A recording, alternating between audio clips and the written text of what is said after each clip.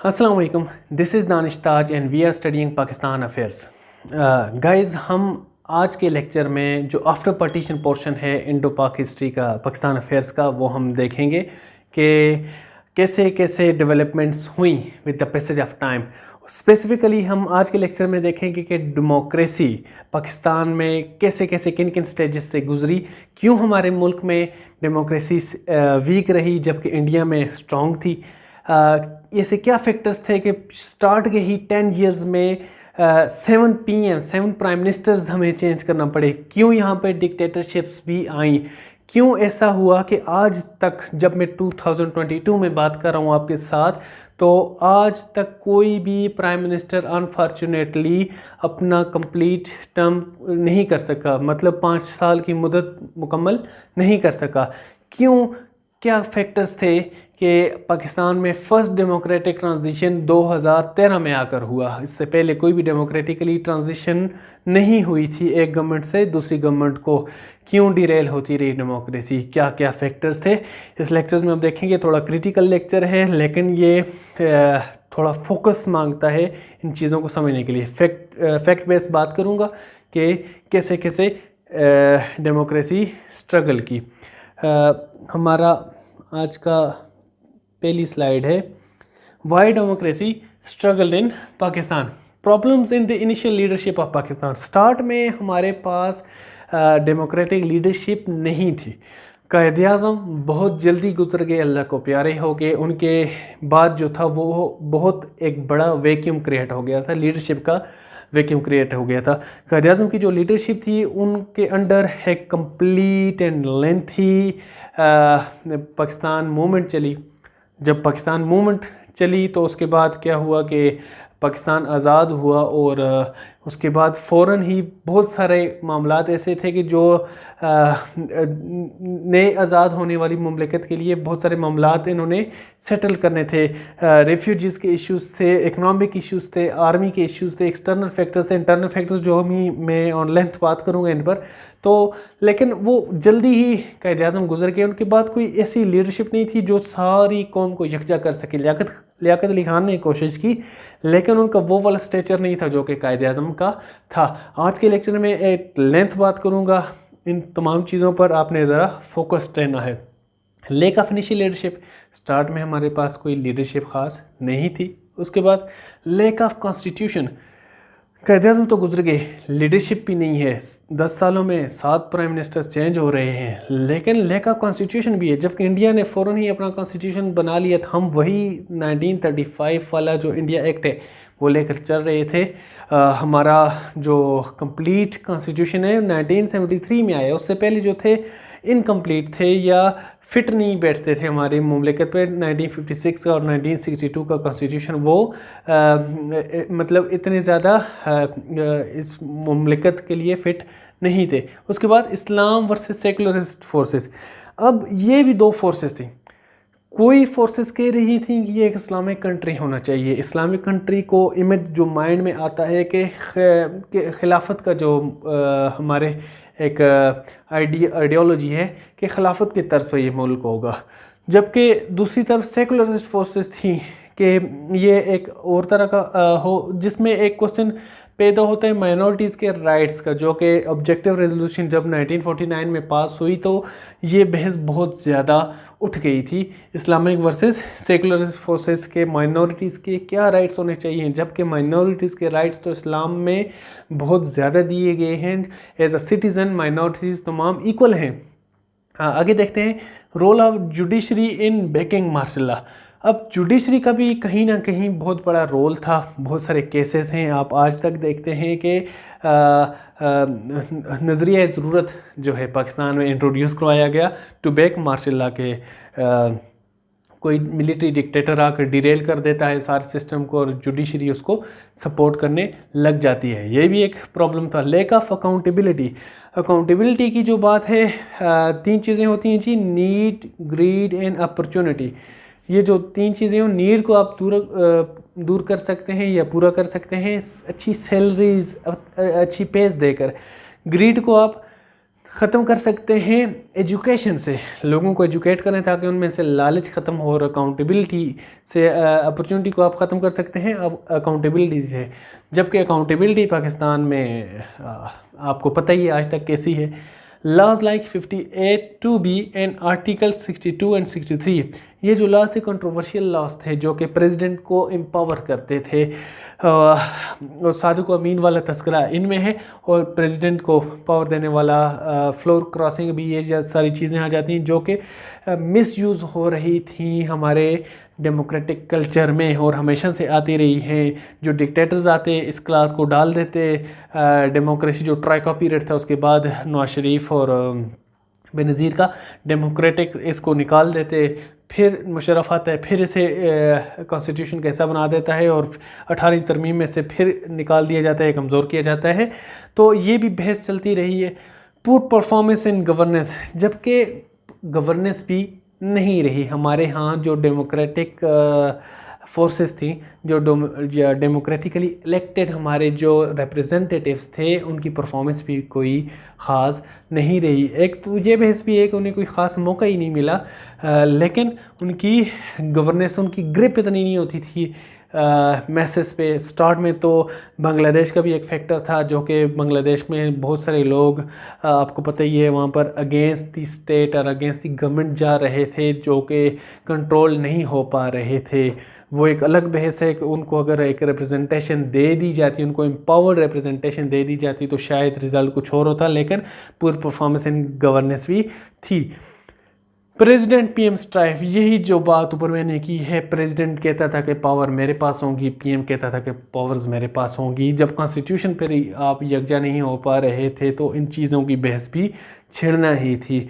जब कॉन्स्टिट्यूशन आ भी गया, कंप्लीट कॉन्स्टिट्यूशन आ भी गया 1973 का, उसके बाद भी ये मामलात करते रहे। वो 1973 का जो कॉन्स्टिट्यूशन है वो पार्लियामेंट को एम्पावर करता है, जबकि उसके बाद ज़िया-उल हक की जो डिक्टेटरशिप आती है वो दोबारा प्रेसिडेंट को एम्पावर कर देती है। उसके बाद नवाज शरीफ या बेनज़ीर जो हैं वो दोबारा पीएम को एम्पावर करने की कोशिश करते हैं, जबकि जनरल मुशर्रफ जो है दोबारा प्रेसिडेंट को एम्पावर कर लेता है। उसके बाद 18वीं तरमीम जो है पीपल पार्टी की गवर्नमेंट, उसमें दोबारा पार्लियामेंट को एम्पावर कर दिया जाता है। तो ये बहस हिस्ट्री में हमारी चलती रही है, स्ट्राइफ रही है। हेरिडेटरी पॉलिटिक्स, जो पॉलिटिशियंस थे वो भी हेरिडेटरी पॉलिटिक्स करते आए हैं। बाप के बाद बेटा, फॉर एग्ज़ाम्पल भुट्टो के बाद बेनज़ीर, बेनज़ीर के बाद बिलावल, ये हेरिडेटरी पॉलिटिक्स चलती आई है। दूसरी तरफ आप नवाज शरीफ के बाद मरियम, आगे से मरियम के बच्चों की बात अब हो रही है, उधर शहबाज शरीफ के बाद हमजा शहबाज, ये एक हेरिडेटरी पॉलिटिक्स होती आ रही है। ये इनकी फैमिलीज़ या इनकी जो पार्टीज़ हैं, I am not talking political, but हमारी पार्टीज़ के अंदर भी डेमोक्रेसी नहीं है।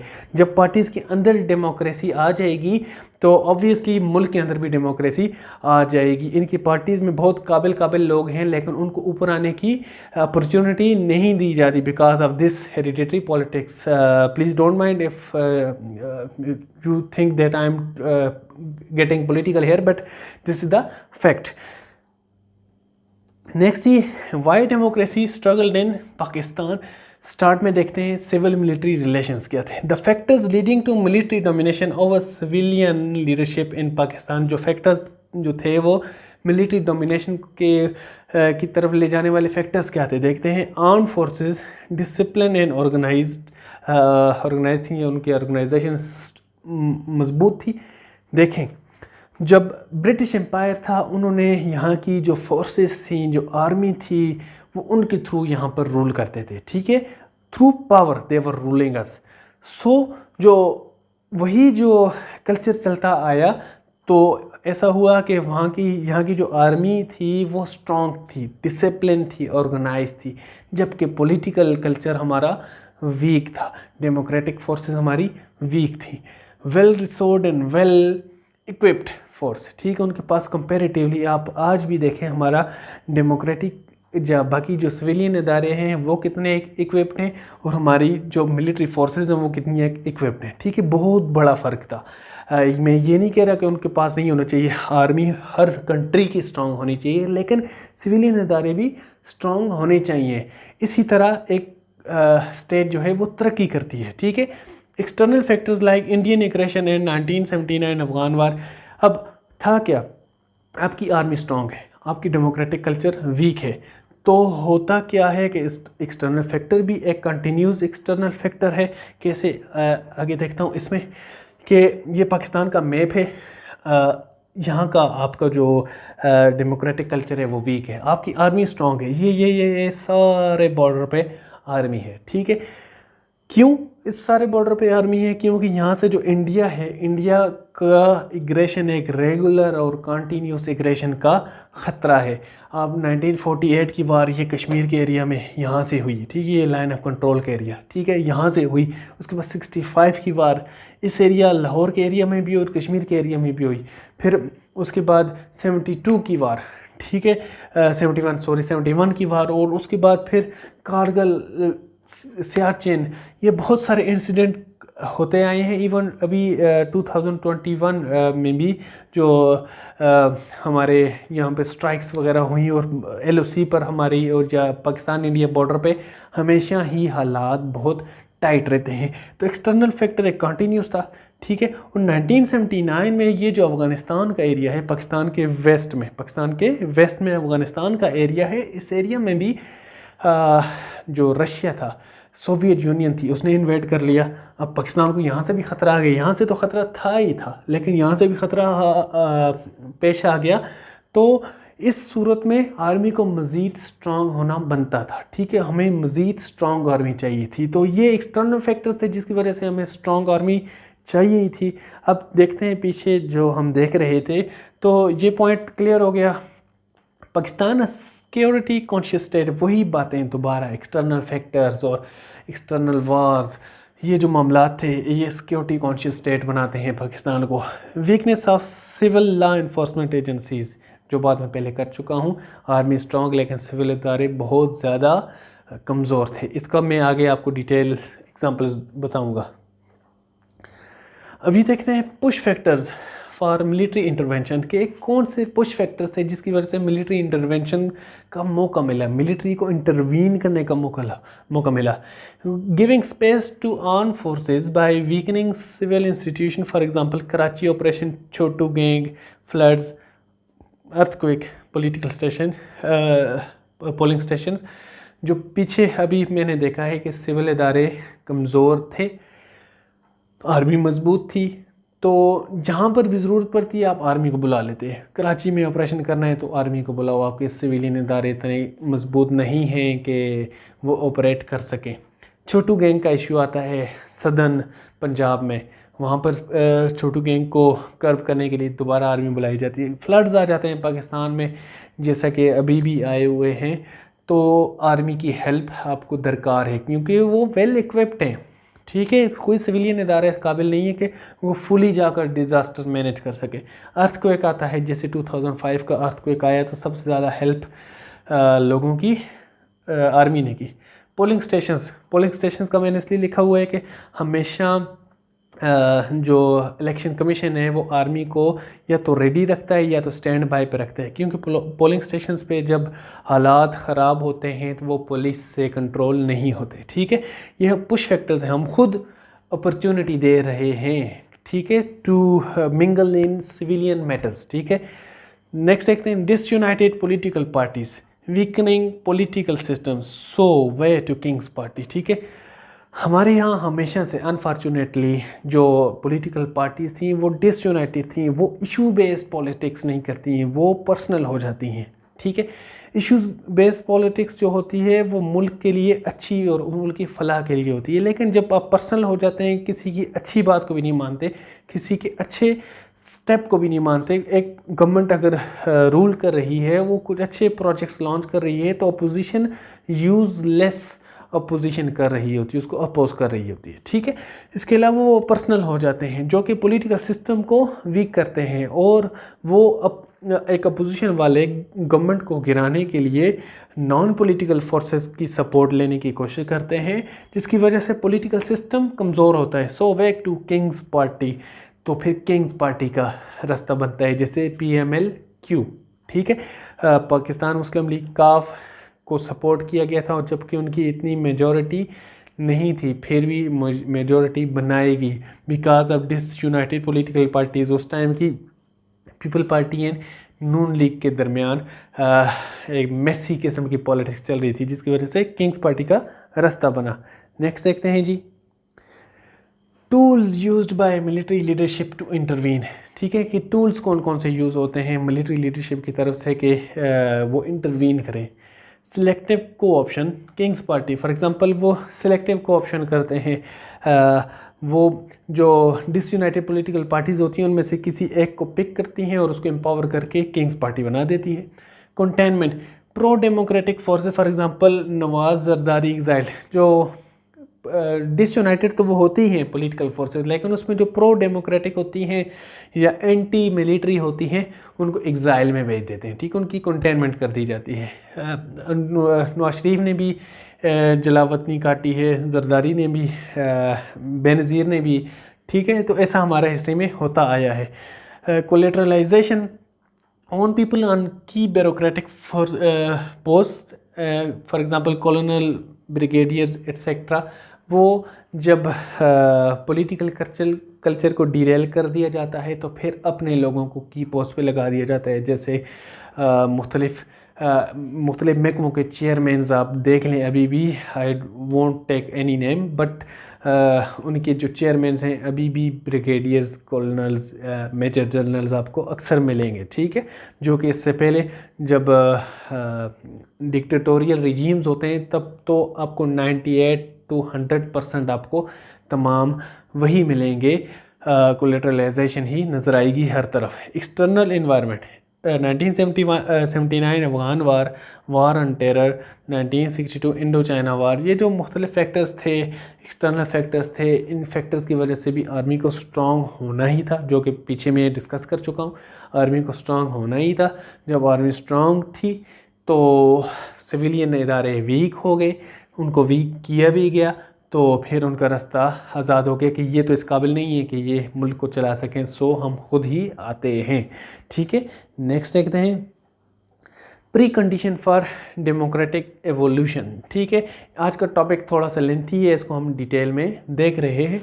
Pre condition for democratic evolution, problems in civilian leadership. अब कुछ फैक्टर्स तो थे आर्मी के लिए, ठीक है, लेकिन कुछ प्रॉब्लम्स सिविलियन लीडरशिप में भी थी या सिविलियन इदारों में भी थे। रोल ऑफ जुडिशरी देखें, रोल ऑफ जुडिशरी हमेशा या ज़्यादातर मिलिट्री को या डिक्टेटर्स को सपोर्ट करती आई है। आज हमारी जो जुडिशरी है अनफॉर्चुनेटली 130 में से 124वें नंबर पर है।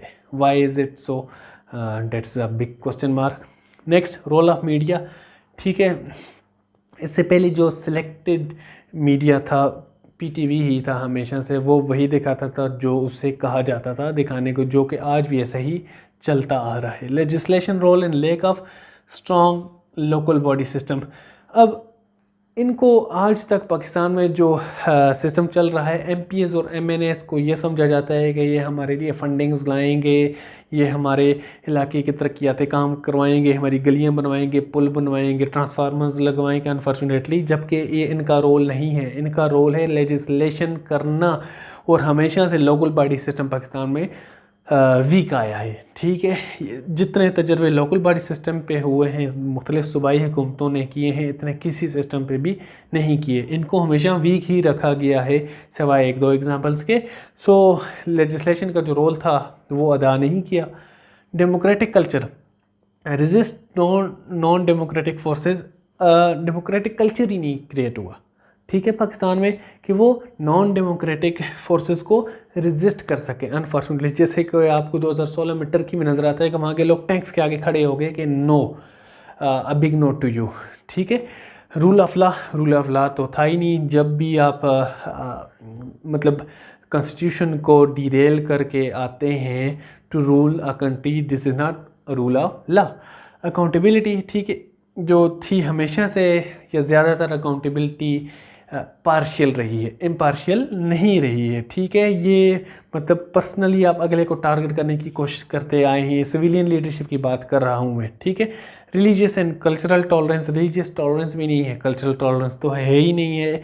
मतलब रिलीजियस मीन्स के फ़िरका वाराना तौर पर एक दूसरे को टारगेट किया जाता है। कल्चरली एथिकल एथनिक एथिकल नहीं, एथनिक किस्म की यहाँ पर इंटॉलरेंस पाई जाती है। सिविल मिलिट्री इंटरेक्शन, ठीक है, सिविल मिलिट्री इंटरेक्शन जो है इक्वल या इक्वलिटी की बुनियाद पर नहीं रहा। Education pro democratic syllabus Pakistan में नहीं आया, ठीक है, कि लोग या बच्चे जब पढ़कर स्कूलों से जब बड़े हों तो उनकी मेंटेलिटी ऐसी आए कि वो डेमोक्रेसी को सपोर्ट कर रहे हों, क्योंकि सारी दुनिया में डेमोक्रेसी ही एक स्ट्रॉन्ग कल्चर है आज का, ठीक है। हमारे यहाँ आज भी लोगों के दिमाग में ऐसा ही सोल्यूशन आता है कि सबको मार दिया जाए, कोई जनरल आ जाए वो हमारा मसीहा बन जाए, जबकि आप बहुत सारे तजर्बे कर भी चुके हैं, फिर भी आज तक पाकिस्तान का हाल बेहतर नहीं हुआ, ठीक है। नेक्स्ट देखते हैं। नेक्स्ट कुछ उम्मीद की बात करते हैं। Positive trends in democratic evolution of Pakistan, ठीक है।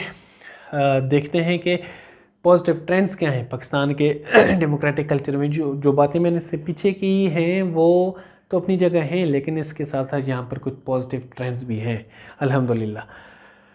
चेंज 1947 टू 2008 तक जो था एक सिस्टम चलता आया है, ठीक है। कोई भी मतलब स्ट्रॉन्ग डेमोक्रेटिक गवर्नमेंट यहाँ पर सक्सेसफुली 5 साल कंप्लीट नहीं कर पाई, ठीक है। डिक्टेटरशिप्स भी आई हैं, जबकि 2008 के बाद आज जब मैं 2022 में बात कर रहा हूँ तो इसमें डेमोक्रेटिक ट्रांजिशंस भी आए हैं, समहाउ वीक बट सक्सेसफुल।